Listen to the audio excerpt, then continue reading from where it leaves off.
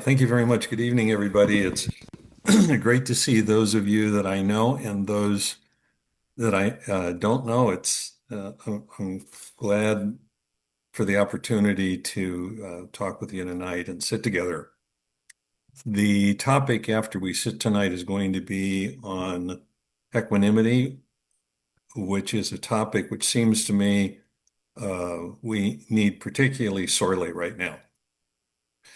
And it's a fascinating state of mind, and I think it's frequently misunderstood. And at a community level, it's talked about, but in working with students, most practitioners that I know aren't devoting a designated amount of their practice time to developing equanimity. So that's what I want to talk about tonight, about exactly what it is, how to practice it, and why it's so important. And it's a little different than it's a Brahma Vihara or one of the so-called divine abodes, uh, which is one of the four higher emotions in Buddhism. And so it is a little bit different than the other three, than loving kindness and compassion and sympathetic joy, because those are focusing narrowly on one quality of mind. And equanimity is a practice of reframing how we're relating to and understanding the experience that that we're having. And it encompasses more than just a single quality of mind. So in the equanimity phrases that are in the handout, that there's a link um, on the website to a handout this evening for a series of the phrases that you can use. There's actually five categories traditionally of equanimity phrases. One of them deals with balance itself. Another one deals with acceptance. A third one focuses on the first characteristic of all existence, which is change or impermanence. Um, the next one focuses on causation and conditionality, the fundamental underlying process or principle that underlies all emotions, states of mind, selfing. And then finally, and I think really interesting, boundaries, applying these four prior things to relationships and our boundaries with other people and how we remain equanimous in actually seeing that we're not responsible for other people's happiness and unhappiness, that they are, in the same way that we are solely responsible for our own happiness and unhappiness. It's not dependent on external circumstances. So, um, in equanimity practice, um, reflection is an important part of the practice. And so, one of the things that I like to do is use these phrases, find the phrases that seem to work for me at a particular time. And then during my meditation, just kind of drop the phrases in as reminders of ways to reframe how I'm trying to relate to experience. And then also um, just asking myself experientially, is that what I'm doing? Is my mind, in fact, relating to experience just as it is, rather than trying to manage it or control it, which is going to cause me to suffer? So during the sitting, I'll throw in periodically a few of the equanimity phrases, and you can either pick them up and use them in the way that you would use them in metta practice, where you uh, touch the meaning behind the phrase about balance and peace, or you can just use it as a reflection of is that the experience that I am having in this meditation? and what do I need to adjust so that I can actually be with my experience in an equanimous way. Um, and then after the sitting, we'll kind of do a deeper dive of what equanimity is considered to be and how to work with it. Okay. All right. So we will sit for about a half hour and then take a very short break, and then we will come back for the discussion. Okay.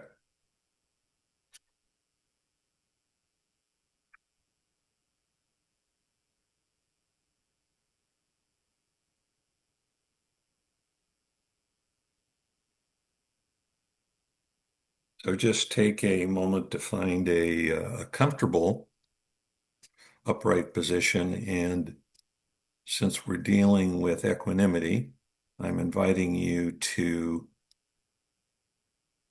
hold as a principle, both for your physical posture, the energy in your body, in your mind, and emotionally, the principle of balance.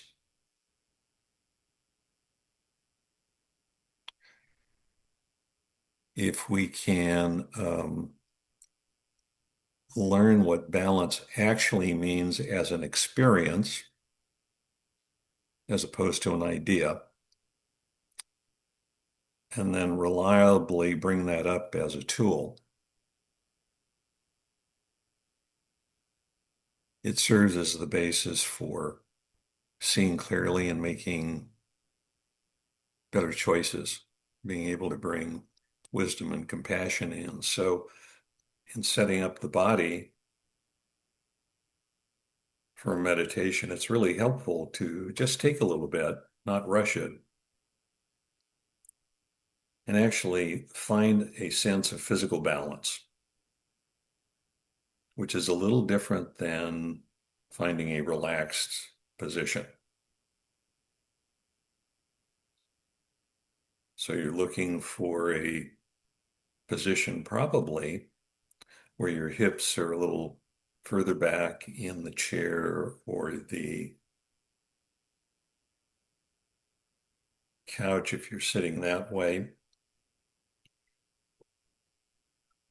and an alignment of your spine that allows you to relax so that the spine comes down into the stability of the hips that are balanced.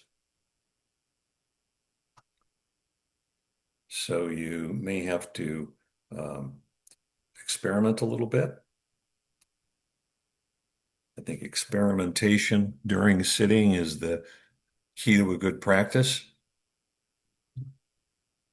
So you may need to move your hips forward or backward just a little bit. See if the weight is equally balanced on the two sits bones.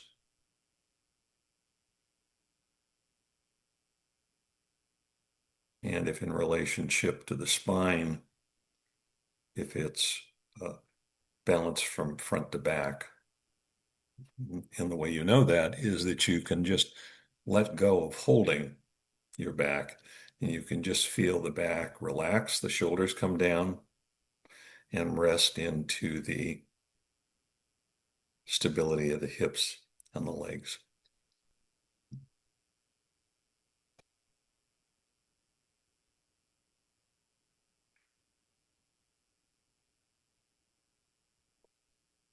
So if you can find that physically, since we're moving from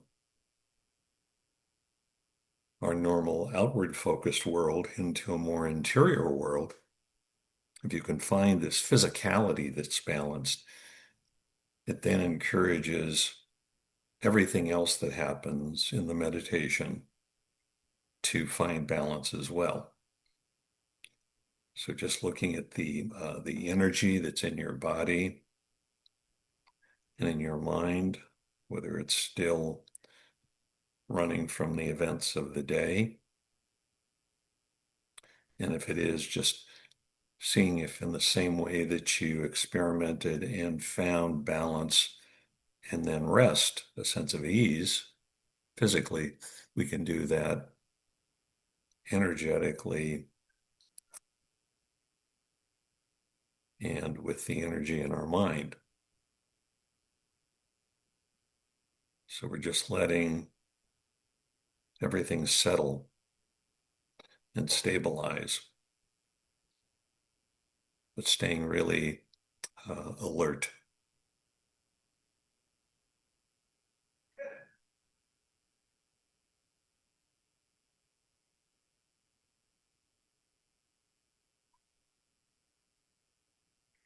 And then we can just proceed with our meditation the way that you would normally do whatever method you use. And occasionally, I'll bring in an equanimity phrase that you can, if you want, it's an invitation. If you can use, you can repeat it to yourself silently, touch the meaning behind it, see if you can allow it to inform your experience. And so the first one that we'll work with is, may I open to and accept things as they are without resistance or wishing them to be otherwise. In this meditation, in this moment, may I open to and accept things as they are without resistance or wishing they be otherwise.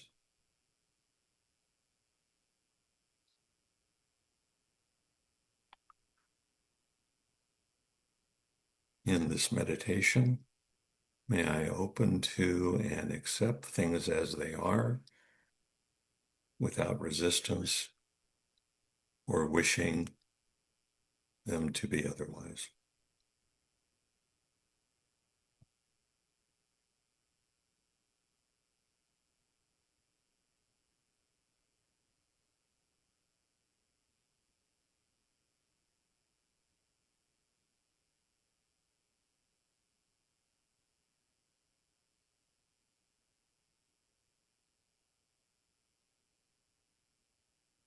And see if you can just use this as a practice guide when something comes up and you feel some resistance, wanting or not wanting. May I open to and accept this just as it is, not needing or wanting it to be otherwise. Just letting go into the reality of the moment as it actually is.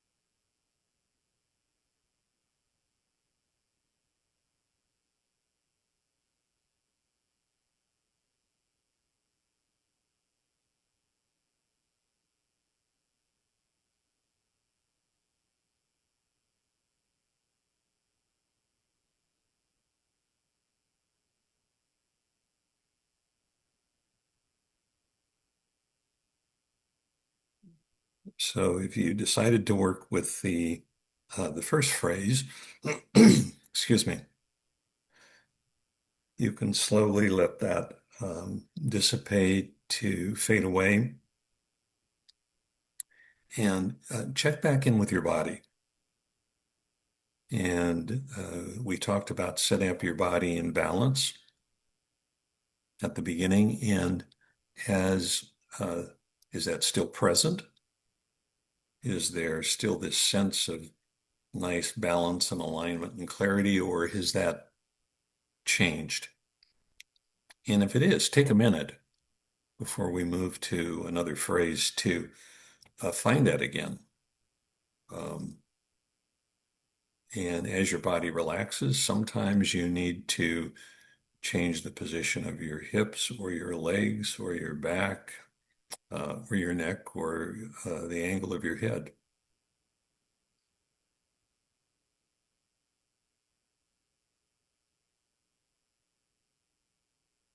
So then the second phrase that you're invited to work with, if you want to, is about balance itself. It's may I hold all experiences and beings in balance, peace, and care. During this meditation, may I receive and hold all experiences that arrive in balance, in peace, and in care. In this moment, in the next moment, may I receive and hold all experiences that arise in balance, in peace, and with care.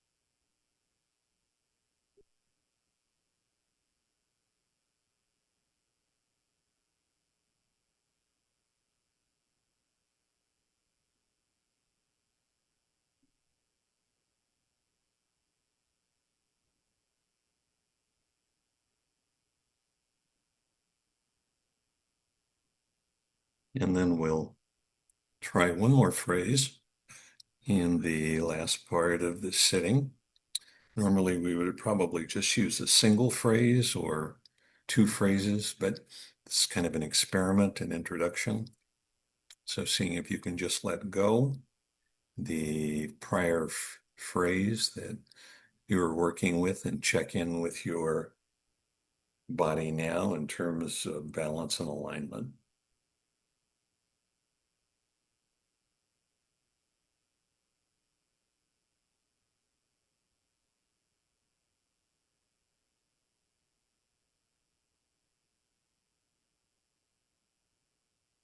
Part of the reason I like this checking in with the body is it reminds us that things are changing all the time. And we have the idea that we sit down in meditation and the body doesn't change, that it's somehow just a container that sits there. And it's actually part of this fully integrated mind body system, and the condition of the body influences the entire meditation. So if the mind is bright and the body is full of energy, we have one experience. If the mind is bright, but the body is low energy or sluggish, the mind will follow. So we're trying to have the body in the position where it can operate in its most efficient manner to support our mind and emotions and states of mind in the process of the meditation. And remembering that the purpose of the phrases is to create a frame, a relationship to the experience that we're having. Um, what we think about inclines the mind and the heart, and the way we frame what we think about and what we experience is the key element in right view that shapes the relationship. So the third phrase is my joy and my sorrow, or my happiness and my unhappiness, arise, change, and will surely pass away based upon changing conditions and circumstances. My joy and my sorrow, or my happiness and unhappiness, will arise, change, and will surely pass away based on changing conditions and circumstances.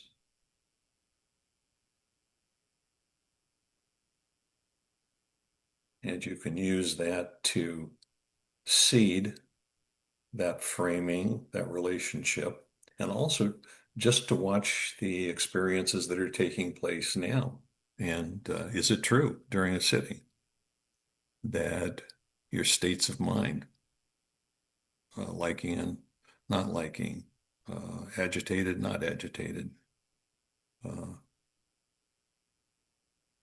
that they in fact arise, change, and pass away, and they're doing that based on the change conditions and circumstances either in your body or your mind or the thoughts that are appearing. So it's this can operate different ways. It can operate just to be seeding and uh, deepening. This is a principle that becomes intuitive, and it can also be used as a method for exploring and actually investigating the experience that you're having right now, this second, in the meditation.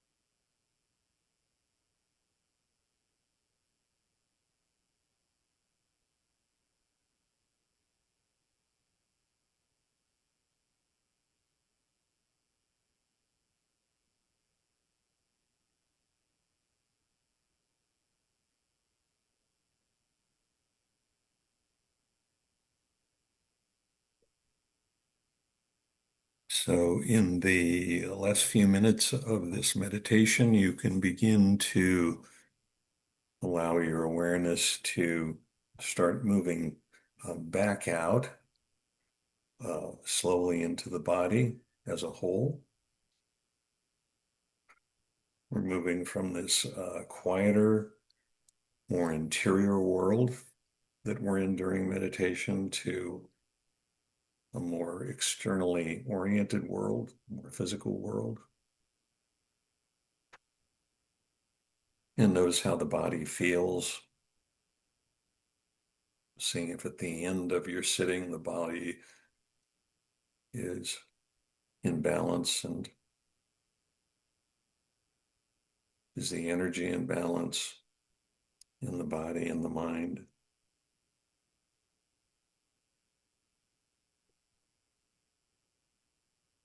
And then feeling the points of contact between the body and the floor and other parts of your body.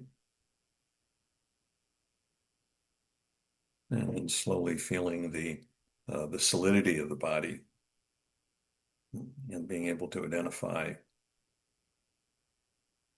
the arms and the legs and your feet and your neck. And whenever you're ready, you can slowly open your eyes.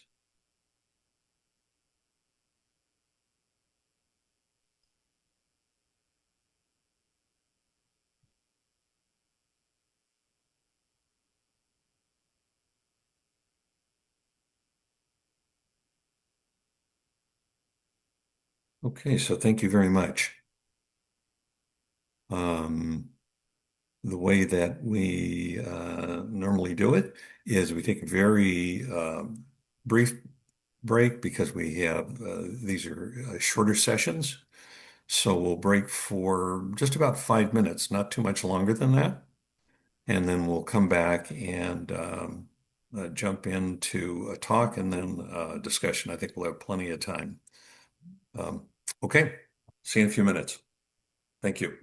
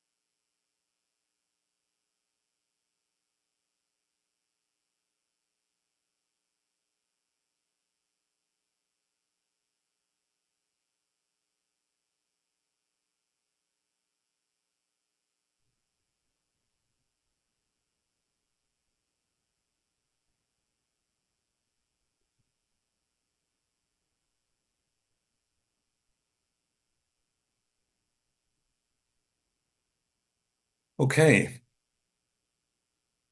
so let's see. Let me take a Hey, look Dennis, here. Like, this is Daniel at Mountain Stream. Can I interrupt you for 1 second? sure. You had mentioned a handout. We didn't actually have the link right now, so if you could share that with us. And were you planning on sharing your screen? You know, I wasn't, and I think I would prefer not to delay getting Yeah. things going. Okay. So I think I can do this in a way that will work and that people can look at it later. Beautiful. Thank you, Dennis. Okay. Yep. All right. Okay. So this evening's topic is on equanimity. And equanimity is a fascinating topic because it's a through line of nearly everything in practice. So, like if you were to do a deep dive and study equanimity, you'd find that mindfulness and equanimity, in their description, even in the Satipatthana Sutra, the four foundations of mindfulness, this key sutta that describes the elements of mindfulness for all traditions in Buddhism, um, mindfulness and equanimity are always paired. And then in concentration practice, and many of you have heard about jhana practices, which are advanced concentration practices, they depend heavily on equanimity. Without true equanimity, it is difficult to have deep, lasting insight. Uh, as I mentioned before we sat, equanimity is one of the four higher emotions or heavenly abodes, Brahma Viharas. And if, um, how to put this, many of you have probably noticed that it's difficult to maintain a steadiness and reliability of the Brahma Viharas, of, of loving kindness and compassion. And the key to doing that is equanimity, because equanimity establishes the settledness and the balance, which is flexible and adaptable, which is holding the state of mind, the loving kindness or compassion in place. And that applies to all other states of mind as well. Without equanimity, it is much more difficult to have a stability and reliability of quality states of mind and the many tools that we use in practice. And then in antidote practice, for each of the hindrances, there's an antidote. Um, and Equanimity acts as an antidote. And this is just a few examples. So equanimity runs through all of these, and they run through all of it because it is the settled state of mind which provides stability, but flexible stability, which is adaptable. So if you have a building which has a really sound foundation, but a flexible one, like the Transamerica building, the Pyramid building in San Francisco, it's this extraordinary thing that they built to anticipate earthquakes. So it moves slightly as the ground moves. So it has a degree of flexibility that maintains stability. If you don't have that, then you have states of mind that you are unstable, they're unreliable, and unsustainable.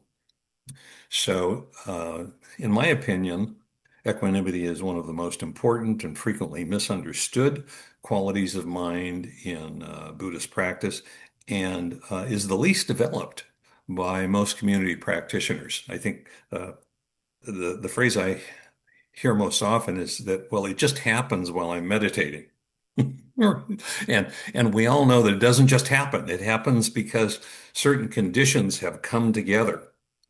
So what we're trying to do is figure out how to make it happen, or at least create the conditions that allow it to appear. And equanimity is the marker of a maturing spiritual, psychological Buddhist practice.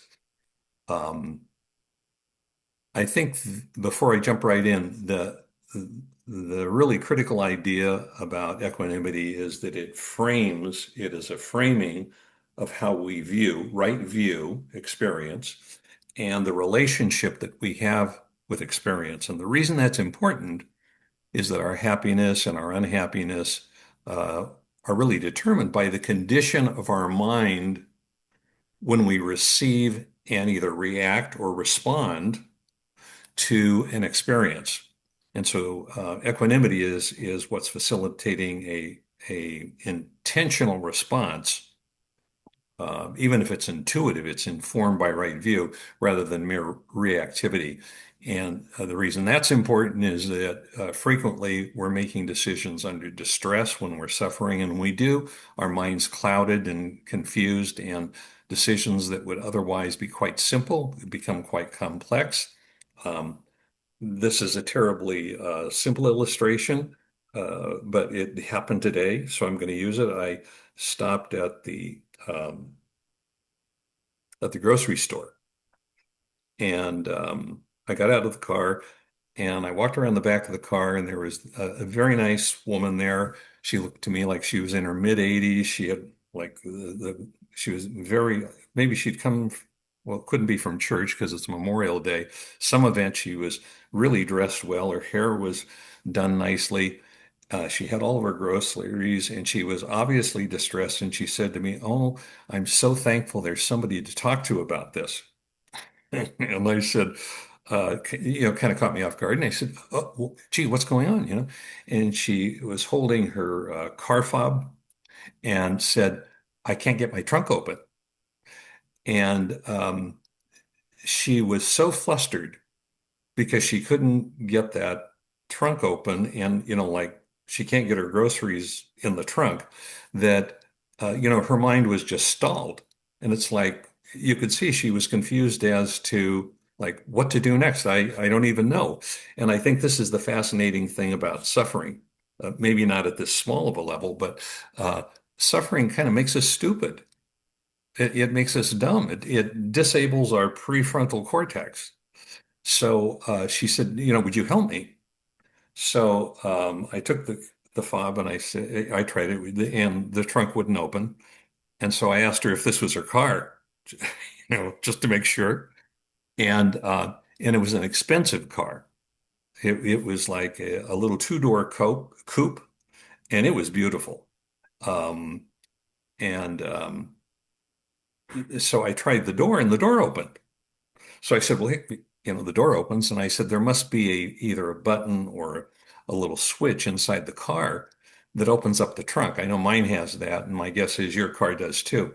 And she said, "Well, I don't know. I've never tried that." And I asked her if I could get in the car and look. So I got inside, and when I said this is an expensive car, I mean, this was like you were stepping into like a kind of a luxury front room. It was so beautiful.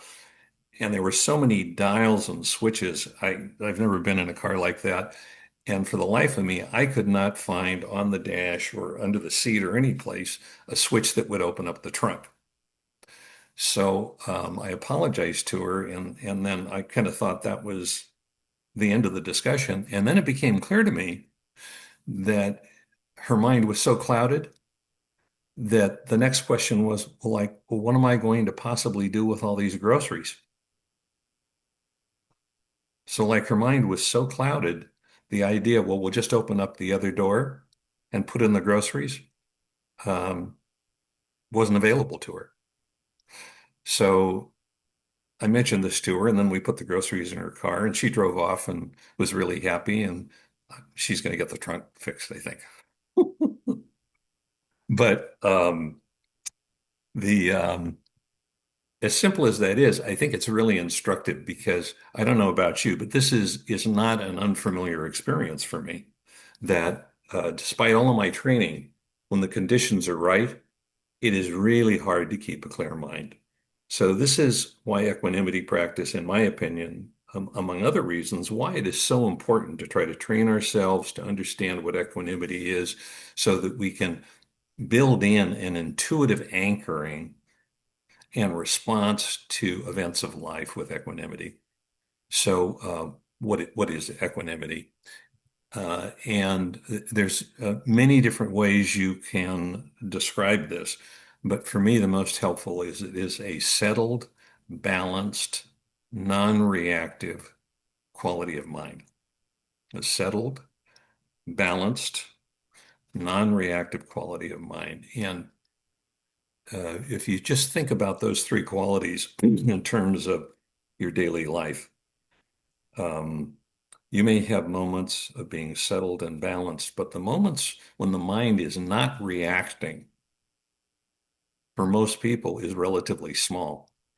Um, like I have a friend that I had coffee with yesterday, and they're the most delightful person, and their mind is so filled with energy, and they're constantly making judgments and comparisons. And there's nothing inherently bad with that. I mean, it's a pleasure to be with them, and their mind is so reactive that it almost doesn't have a chance to have the other two qualities, just to settle and to be balanced. So equanimity is this beautiful, rare, in my opinion, settled, balanced, and non-reactive quality of mind. And because it's non-reactive, it means it's not selfing.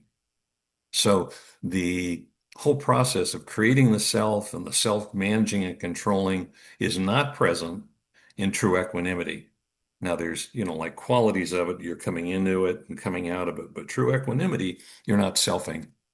So when it's established, the mind is open, it's receptive, and it's accepting whatever arises. And accepting is the first set of phrases that you work with in development equanimity. And it's not accepting in the sense of condoning or anything like that. It's accepting that, no, this is the nature of reality right now, and it's what I have to accept as reality so I can work with it skillfully. So the mind isn't struggling, grasping, opposing, liking, not liking, trying to manage, trying to control. It's clear-mindedness, seeing things exactly as they are. And because there's no struggle, the mind can just settle back and be at ease and deal with reality as it is. So it's non-discriminatory. This state of mind applies to everything, and it's boundless towards everything in every condition. So where would a state of mind like that come from? Where we're accepting the world and the experiences as they are and seeing clearly. Um, and it arises because when the mind is settled and balanced and non-reactive, it can see clearly. So it begins to more regularly see the causation and conditionality of states of mind and what happens, that there actually is a dependent chain of recognized lawful events, circumstances that happen in the body and the mind that lead to happiness or unhappiness, to liberation from suffering or suffering. So the mind begins to see the four foundations of mindfulness, uh, and the process of reactivity as a stream of events rather than as a set of personal problems or obstacles that have to be overcome.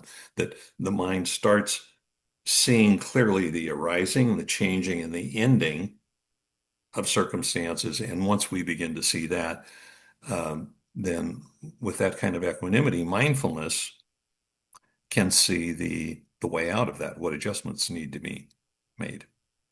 So we get this global, inclusive recognition of that there actually is a harmony and an orderliness and a lawfulness um, behind everything, that it's not random. And very similar to the painting that's behind me, which initially seems like it's chaotic. Um, Equanimity looks at that and actually sees that there's an order behind it and how to work with it. So the mind's capacity to hold gain and loss and pleasure and pain and blame and all of those is enormous. And most importantly, it's the ground for seeing clearly. That It's the ground for insight and wisdom, the other Brahma Viharas, and inclusiveness for ease and choice. So the how does that happen?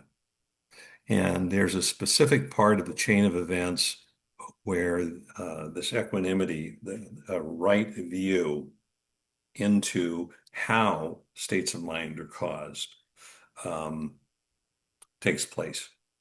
So equanimity is wholly dependent on the conditions and circumstances that are present, as are all states of mind until the mind is completely awakened.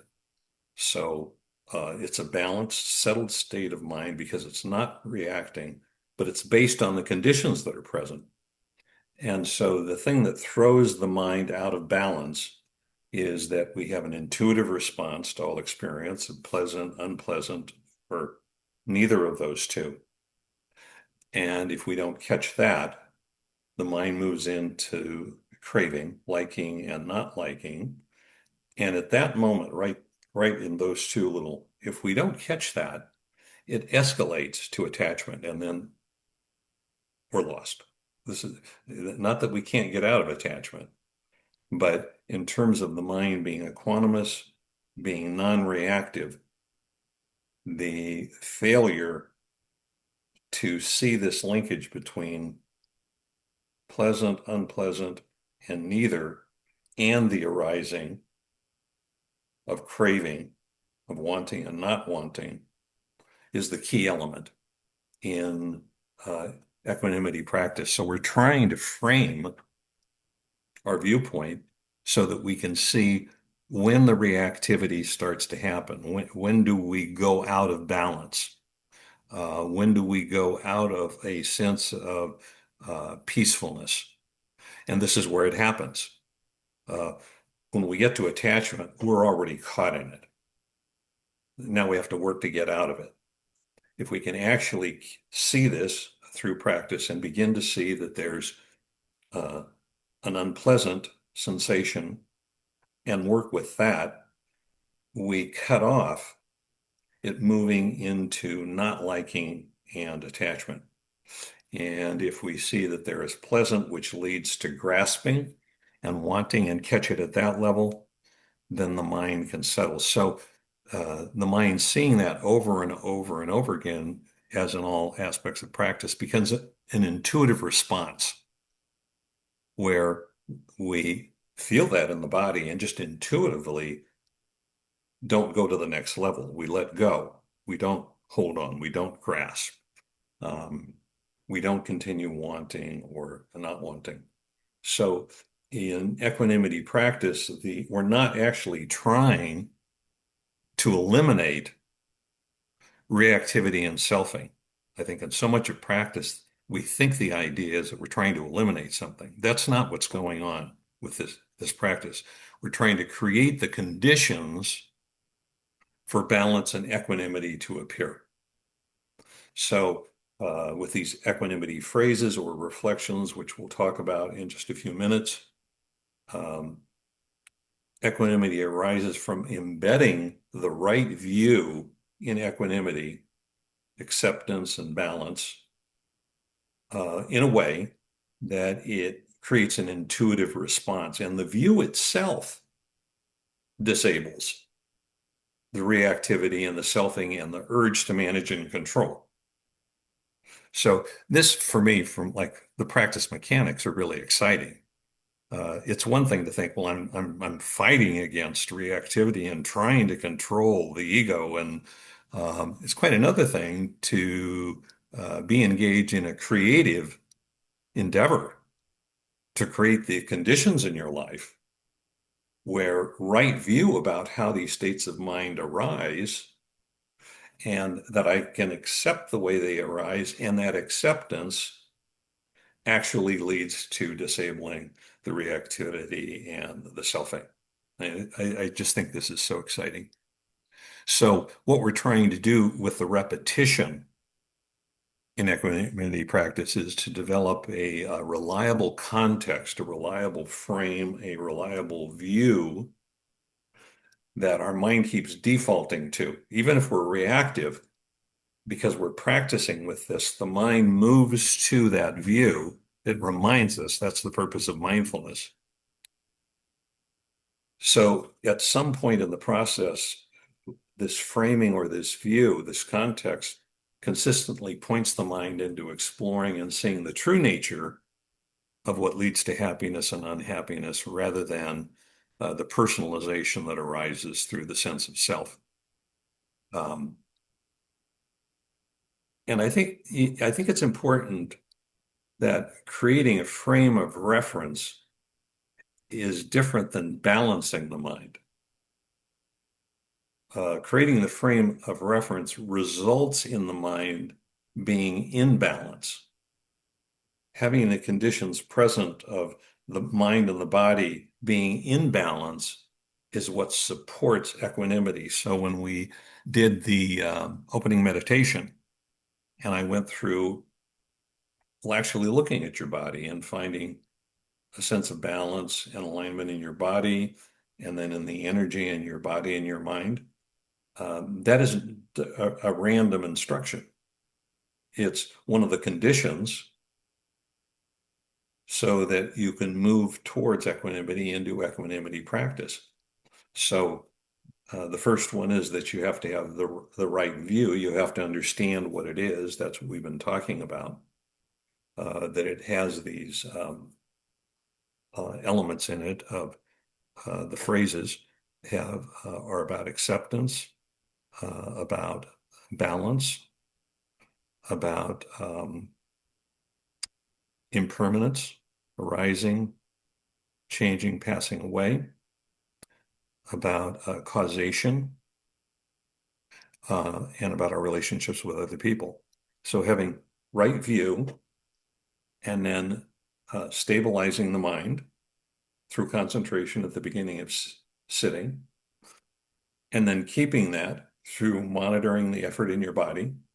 And then mindfulness is watching that. So if you start to get sleepy or if you have too much energy, mindfulness' role is to adjust that, to bring the mind into a better level of concentration, which allows the view to come back in and inform the meditation, or if you're at the grocery store driving your car. So, so how do we develop this? And the analogy that I like is that this kind of practice is kind of like making sun tea, where you take this container, it's all this water, which is us. You put the tea in it, put it out in the sun, and then it just doesn't like you just don't do one thing and then boom, it's nice, strong, flavored, deep tea. Uh, Gradually, over a period of time, depending on how hot the sun is, the degree of our focus and attention, the tea gradually begins to infuse into every aspect of the water so that you actually end up with something different. And this is the way equanimity is. Equanimity, once it becomes embedded in us, uh, really is a factor of change. It's a force of change because we see things differently, we relate to them differently. And so the idea that change is gradual and slow and consists of small actions, but regular actions rather than like some big thing or large event is the key principle. So the primary tool that you use are these phrases, but they can be used in different ways. And I'm going to share with you how I feel about the way that I like to do this. And it's interesting because the use of phrases in the other higher emotions, the other Brahma Viharas, loving kindness, compassion, and equanimity, sympathetic joy. None of those were created by the historical Buddha. The historical Buddha's model was to reflect on those, embody them, and then radiate them outwards.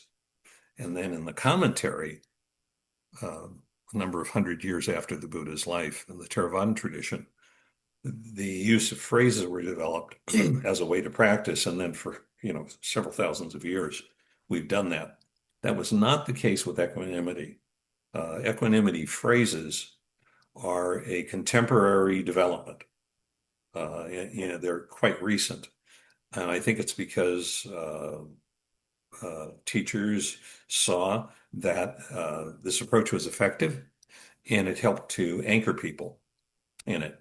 So I don't think that diminishes it at all, but it's just to know historically that this is a more modern creation. And I find that helpful because the end game isn't to be repeating a bunch of phrases. The end game is to embody what those phrases mean and then radiate them outwards. So the first way I find these helpful, and so let's just take one of the ones we use during our sitting. So one was my joy and my sorrow, or my happiness and my unhappiness arise, change, and will surely pass away based on changing conditions and circumstances. So one way you could use this, and this is right out of the way the historical Buddha trained monks and nuns, and it's a Bhikkhu Bodhi recommends this strongly. And I found this extraordinarily helpful. In the time of the Buddha, memorization was a big thing because nothing was written down at that point. So monks and nuns would actually memorize a sutra. And the next part's the important part. They would memorize it and then work through it and reflect on it, like what it actually means. What it will, in my life, is that the way my state of mind works? Is this true? Does it differ between circumstances? So you're taking a phrase and holding it as an open question in relationship to your actual life, your daily life, and your life in meditation, and your life in relationships. So uh, I've just developed a habit over time of with this and with other aspects of practice of, have coffee in the morning and I'll have a quotation or there's a principle of practice that I'm thinking about, and I'll just take 5 minutes. Just so this just becomes part of your regular life, that you're reflecting on qualities of mind that you want to embody, that you want to seed and um, frame all of your experience. So this reflection piece is very important. Um, then the next piece for me is looking out for opportunities um, to test these out and to see whether they actually work and if they're true. And I like, really ordinary, mundane experiences. So like in the grocery store, this phrase, uh, my sorrow and my happiness, my unhappiness, actually all my states of mind arise, change, and will surely pass away based on changing conditions. So walking around the grocery store, is that true? I just keep, state of minds come up, I have a judgment. Well, what happens with the judgment? It changes my state of mind. And then it disappears. So you start using these phrases as an opportunity to see that they actually reflect reality. And then the more that you see that, you begin to have insight. And then that just intuitively starts changing your behavior. And I like Thich Nhat Hanh's comment on this. And he said, he was talking about love in a dharmic sense. And he says, you have to actually be on the lookout for love. Because if you're not on the lookout, if you're not mindful, that love could arrive and leave and you'll miss it. And I know that to be true. So using these phrases as an opportunity uh, to see the Dharma in action in your life, in real life, um, in all aspects of your life, based on reflection, I find a wonderful, wonderful practice. And the second major piece, of course, is in meditation. And the practice is quite similar to what you would do in metta practice or compassion practice. And the article that is cited in the announcement for this, there's a brief article uh, on a website you can go to that gives you instruction on it.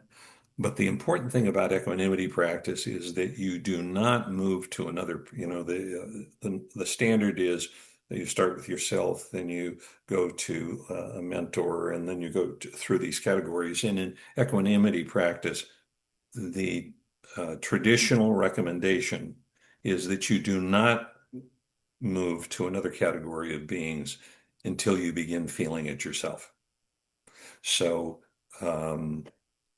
you actually establish it in yourself and feel it in your body so that you can begin to radiate it. And not until you really do that do you move on to another person or another being. Um, and there's a reason for that, which is too long to go into at the moment, but it's an important one. So let's see. It's 7:15, I think. So I think what I'm going to do is stop here so at least we have maybe 5 minutes for questions. But what I do want to say is that Um, I think most of us have had moments of equanimity, but this experience of having equanimity for a sustained period of time, for the mind being settled and balanced and non-reactive and not selfing, that the ego isn't there, it is such a relief. It is such a beautiful quality of mind, and what allows us to stabilize our other qualities of mind and practice. So if you think of back to the analogy of the Transamerica building, that analogy for me uh, is the analogy that talks about how important equanimity is. Um, to the degree that you can establish equanimity, it will jumpstart all other aspect of your practice. And I don't know that in my experience, I don't know that I can say that for any other single quality of mind. So, okay. So I'm going to open it up here for a few minutes of discussion. And if there's comments or questions in the hall, then whoever's there can alert me. And if there's somebody online, I can see you. Great. And this is Jen from the hall. So I've got the microphone. So if anybody wants to make a comment or ask a question, if you can raise your hand, I'll pass you the mic. And that way the people who are on Zoom can hear what we're talking about in the hall. And Dennis, if you can scan the screen, the Zoomers, that would be really helpful. Okay. And I can start with a question, Dennis. I really appreciated that early on I wrote down that you said, this steadiness and reliability is to help hold loving kindness in place. And I think that sounds really attractive. That sounds shiny and interesting and positive. And I just wonder if you could hook that to what you said Thich Nhat Hanh had mentioned about like paying attention to when we are seeing love or feeling love somewhere else. Could you kind of link that? Yeah. So I think the way to think of this is that I think it's accidental to oversimplify practice, but we all do it. So to have any state of mind be to create the conditions for a state of mind to arise and then stay there while we're meditating or in daily life, we have to concentrate the mind a little bit. We have to have sufficient effort to hold the mindfulness, and then we have to have right view. And right view, it's really critical to get that because if we don't have right view of what it is, like what metta really is, then we're not going to be practicing metta. we're going to be practicing attachment or something else. So you get that in place, and the purpose of equanimity is much deeper than that. It's the thing that in at the outset creates a stable viewpoint so that we can handle that. And I think the way that Thich Nhat Hanh's comment plays in here, and I've always really liked this, and he said, these are his exact words. He said, you have to be on the lookout for love, because if you're not, it'll arrive and you won't know that it has. So this is, I think, a combination of right view and mindfulness. It's like, no, states of mind come and they go, but we have the capacity with actually with both negative and positive states of mind, but the kind of positive states of mind that we want to develop, when they arrive, one of the right efforts is to sustain them and to grow them and to develop them. And so that's how I understand that quote. I mean, it's very affirmative. It's like, no, be on the lookout if you're in the grocery store or at the gas station or talking with a good friend or in an intimate moment with someone that you love, and equanimity or some other quality appears, that you actually recognize it for what it is, and to the degree that you can sustain it, because it so informs the moment in a healthy way. Thank you. Okay, question from the front.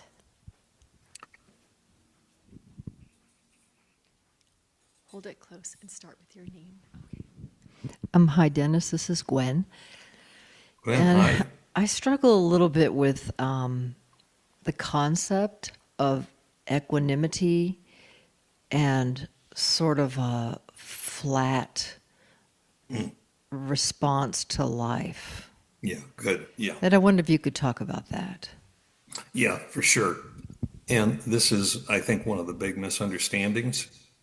And the equanimity, the purpose of equanimity isn't to level everything out to create a narrow band of experience, that everything is vanilla ice cream. Its purpose is to create this balanced, non-reactive presence so that we can actually see and fully experience what's present as it is. So if happiness is there, rather than the mind latching onto it and putting associations with it and everything, that we're actually able to fully experience it in our mind and our body and our heart without anything distorting the true experience. And what starts happening, I think, in any mature practice, is you start seeing that our ideas of happiness and unhappiness, and just list off all the mind states, are actually confused. And the more settled our mind becomes, we experience the deep richness of the state of mind, whatever it is, or the state of the body, just as it is, without the mind adding stuff onto it all the time. So my experience of equanimity is it's just the reverse. It makes life much more alive, full, interesting, without all of the stuff that the mind normally adds onto it that gets in the way of the experience. And because there's clarity that's not contaminated with all the reactivity, we make better choices. We can mobilize compassion easier. We can mobilize kindness easier. So yeah, so that's my thought. And yeah, for some reason, I'm just noticing it tonight. I'm kind of enjoying that I can see this painting behind me that I've had for almost 50 years. And I think the analogy here is that initially, that's what life looks like. I think for most of us, all of this stuff is happening and we can't quite put it together. And when equanimity sets in, you see that and you actually see order in it. You see that there's causation that leads to those particular things, so the mind can just rest and be at ease. And that's where this fuller, richer, deeper experience comes from, because the mind and the heart is at rest and it is at ease. So, so I hope that helps. Yes, thank you very much.